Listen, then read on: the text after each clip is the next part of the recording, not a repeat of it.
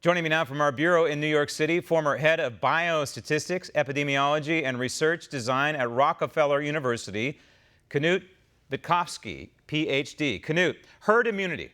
I really want to focus on this today because I think it's very important. We've talked about it before. I've been talking about it on this program for about a month and a half. My definition of herd immunity, I want to hear yours, of course. You're the scientist. My definition is it's nature's inoculation process. And some countries are doing that right now. This country is not one of them. This country is kind of doing the opposite. Is this how you would define herd immunity? Please do so. Yes, but let me make a very short statement first because I'm currently being thrown dirt at. I have never claimed to have had the title of a professor at Rockefeller. You stated it correctly. And I'm the CEO of a company that makes a drug, or that has developed IP for a drug to prevent coronaviruses from infecting people. Got it. Now back to your question. Herd immunity starts when the number of people who are immune in the population gets larger than the number of people who are still susceptible, so at risk of the disease. The very moment there are enough immune people in the population, the number of new infections, and then a week later, the number of new cases drops down. All right. And that is nature's way, and we don't need to do very much about it. It just happens all over the world, and we have seen it happening all over Europe, in all states, in all countries, irrespective of what and when they have done any of their measures. We see the same thing essentially, and that means we have no major no evidence for a major effect of all these social distancing measures. All right, so you just mentioned Europe. Do we have accurate numbers out of Europe, and can we project those numbers? Can we make estimates? Give me your thoughts on what's happening in Europe because of the natural herd immunity. Well, one thing, Europe is a week ahead of the United States because it took about a week for the virus to get from Europe to the United States. And so we can see more about the dynamics about the disease in Europe than we see. And there we see in Italy, in Spain, in Germany, in Austria, in virtually all countries, we see that the numbers of cases have been dropping for 2 weeks, and that means that the number of new infections have been dropping for 3 weeks. And that means the epidemic is essentially over.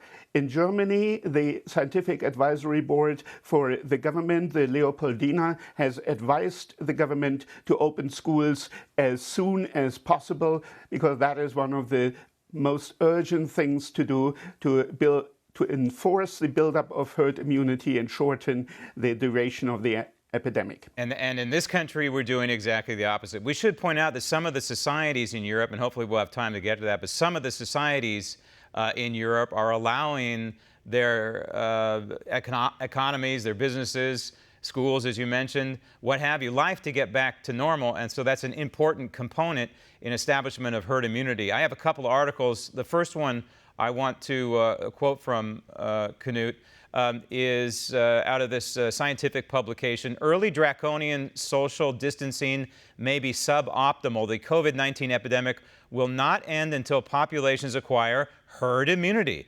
And that is, a sufficient number of people in that society to be infected and then recovered. The reality is, Knut, we may never have a vaccine to this. If we do get a vaccine after trials and such, we're talking at the minimum, 18 months, maybe 2 years from now? But the reality is mankind may never come up with a vaccine. That could well be. We should act now and not wait for 12, 18 months and shut the economy down until there may be or may not be a vaccine, because we have actually seen that vaccines against coronaviruses in animal models were counter-effective. They made it worse, and that could well be with the vaccines that we are developing for humans as well. All right. So article number 2 I wanted you to hear about talks about what we're doing as a society. This is out of Science Focus. I don't read this publication. Maybe you do. But here's the upshot. Lockdowns are probably the most effective way to delay epidemics. That's effectively what we're doing. It's interesting to hear Fauci and Birx and all these other so-called experts warning about a second wave. in reality, this is not a second wave that we're going to be having as a society in the fall or in the winter. It's the initial wave simply delayed. Correct. However, there's some good news to that. The wave, when it comes, because some herd immunity has developed, will not be as high, but it will be wider, so it will take more time than it otherwise would. But it won't be as extreme as otherwise it might have been. All right, but here's the question, Knut. This has never been done in the history of mankind. And by that, I mean we have quarantined the healthy. We have quarantined the young. We have quarantined people who shouldn't be under quarantine. We've also quarantined people who should be under quarantine. So how do we know how bad these politicians and these scientists have screwed up the natural course of nature and the natural progression of a virus? And that leads me to Sweden. I want you to answer all this together. But when we look at Sweden, the reason why we're following Sweden, of course, is because Sweden is allowing herd immunity to take place. And if you compare the numbers in the United States, the odds of dying are slightly higher in Sweden, although Sweden is largely testing affected parties. And by that, I mean people in the healthcare industry and people who are sick. They're not doing the widespread testing that the United States is. So we have Sweden allowing herd immunity to take place. We have the United States suppressing, in effect, indirectly suppressing herd immunity. What is this going to do to the Western world? What are we going to see of this?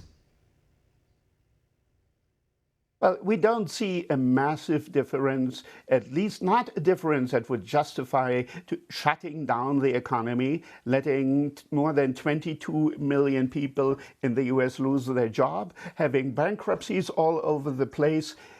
There is no reason for that. It would have been much better to spend $2 trillion on improve the ability of nursing homes to isolate themselves, pay people, the nurses overtime so that they can stay within the nursing home, just preventing anybody from getting in and out during the 4 weeks that a typical epidemic would have run. One last thing I want to talk to you about, Knut, before I let you go, is testing. You know, we hear the governors, especially in New York and in California, say, without ample testing, we're not going to reopen societies. As a scientist, when you look at testing, do you not look at it through a prism of quality over quantity? You know, Gavin Newsom is talking about he's got to have hundreds of thousands, maybe millions of tests before he's satisfied. But why not random sampling within certain communities, within counties, for example? Why not do random sampling and derive your results from that? Yeah. Well, first there are two tests. One is PCR, that measures whether you currently carry the virus around. And one is antibody testing, that is essentially whether you are already immune. We need, as epidemiologists, we need the second one, the antibody tests. But we already have seen that people have done these studies in Europe and in the United States, in California, and we see that herd immunity is already building. Right. Do we have to wait? Not really. But if we want to, then yes, doing a study in maybe 5,000 people, randomly testing them for antibodies would give us the data that we need. We don't need millions of tests. And more testing is showing that this virus has been with us possibly in the fall of 2019.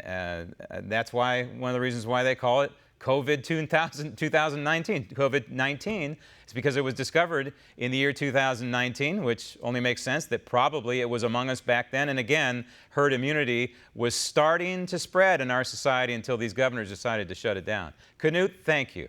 Want to see more videos like this? Click on the link below and subscribe to One America News on YouTube. And call your cable provider and kindly demand that One America News is added to your lineup. Call and subscribe today.